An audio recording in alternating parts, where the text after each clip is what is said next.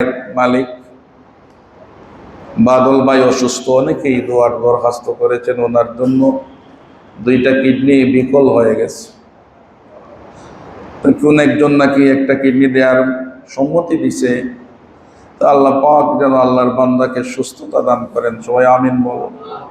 আর একজন আমাদের মুসল্লি, ওনার ভাই, উনিও ঢাকা আইসিইউর মধ্যে আছেন, তো দোয়ার দরখাস্ত করেছেন।